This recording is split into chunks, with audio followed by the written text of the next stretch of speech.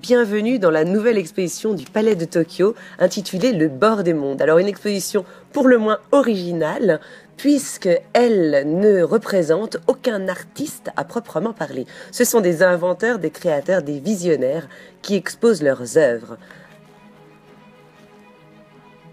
Alors vous découvrirez entre autres de très belles surprises comme ces assemblages hallucinants de pierres qui tiennent en équilibre comme par miracle et qui risquent de tomber d'une seconde à l'autre.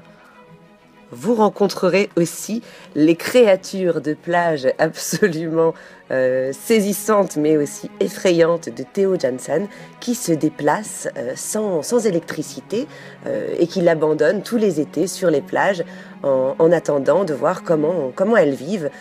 Et il faut savoir que l'artiste envisage de créer carrément une espèce.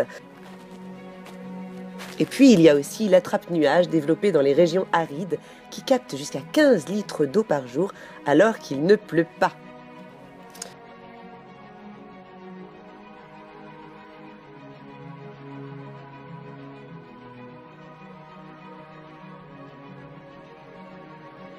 Gros coup de cœur aussi pour les Shindogu, ces inventions délirantes venues du Japon, créées dans les années 80, utiles mais inutilisables, comme par exemple un stick de beurre pour tartiner plus vite, un mini parapluie pour nos chaussures, ou encore une grenouillère attrape-poussière pour les bébés à 4 pattes.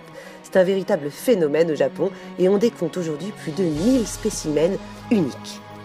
Et puis il y a les magnifiques sculptures de cheveux réalisées par le perruquier de Lady Gaga qui vous promettent d'étonnantes surprises.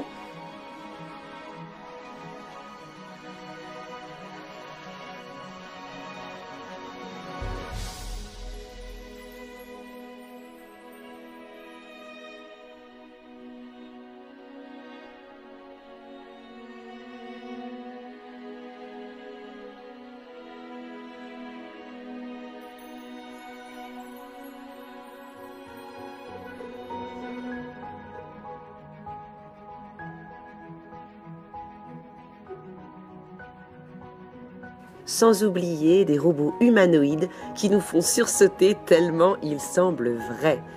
Et pour terminer, vous découvrirez une impressionnante sculpture naturelle réalisée à partir de toiles d'araignée, plongée dans le noir et illuminée. Et je vous rassure, il ne reste que l'étoile, pas d'araignée en vue. Bonne visite!